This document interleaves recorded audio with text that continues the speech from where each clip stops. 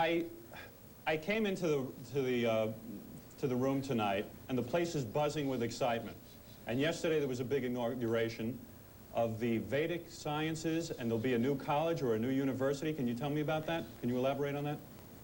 Vedic University is a timely development in the field of education. All the education that is given in all these universities in the world, I thought one very precious element missing, and that is man's ability to harness support of nature. And Vedic study is that very precious field of knowledge whereby one can really harness the full potential, full creative potential of nature. The full organizing power of nature can guide one's thinking and action. With that, what is going to be? A very fulfilled society will be born. Man will have support of nature, all the laws of nature will support his thought and action, and with that, there will be no frustration in life. That is the hope that has come out from the inauguration of the Vedic University in Washington. And that's the excitement here, you see. So this is the first university of its kind in Washington, the Vedic University.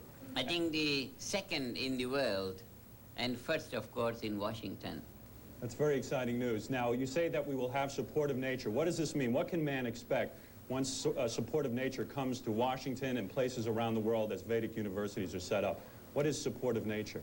Support of nature is that help from natural law. You know, life is basically driven by natural laws. Different laws of nature govern different aspects of one's activity. And Vedic, with the field of the Veda, field experience through transcendental meditation.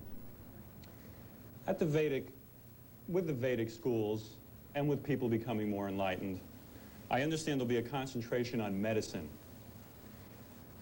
Is this true? Concentration on prevention. Prevention. If the nature supports, then one will not be worried and anxious, and there will be no stress, and there will be all peace and happiness, all achievements. And that means reduce sickness. Reduce sickness. Very much so. So maybe we'll see a Maharishi exercise video soon, where we can finally all learn about ways that things can get better. All learn about the Veda and Vedic science, you know. Modern science approaches things from the objective level. Vedic science approaches all fields of life from the subjective level, from the field of consciousness, you know.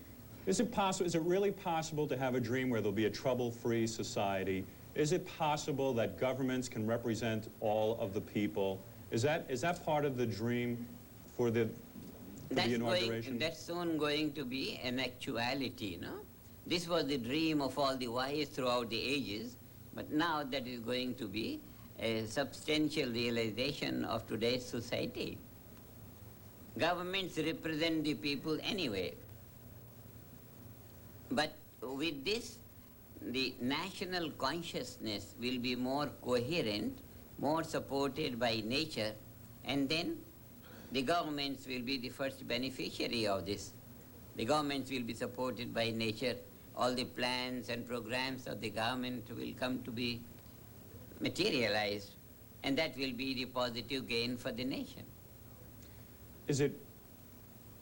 Are we silly to think that someday, Maharishi, we'll see a society where the government will represent everyone, where people will be healthy, where there'll be a reduced crime rate to the point where people can walk on the streets and be comfortable? Is that really the purpose of inaugurating a university such as the one you have? Exactly, exactly. Are some people going to say, this is too far-fetched, too utopian, there's too much trouble in the world? No, 2 times in 1 year we have given the taste of utopia to the world, one last year and one this year. The 7,000 is that number in the world, square root of 1% of world's population.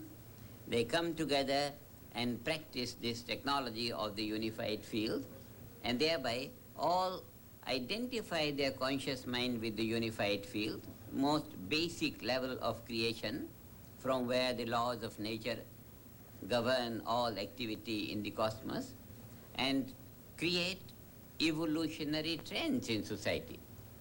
So this has already been proven 2 times on a global scale, and therefore it's not a too far-fetched thing and no more a dream now. It's a thing of the waking state now.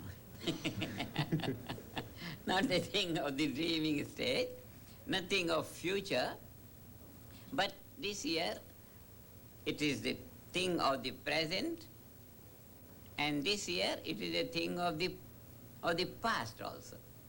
Last year and this year, 7,000 practicing the technology of the unified field together have created great positivity in the world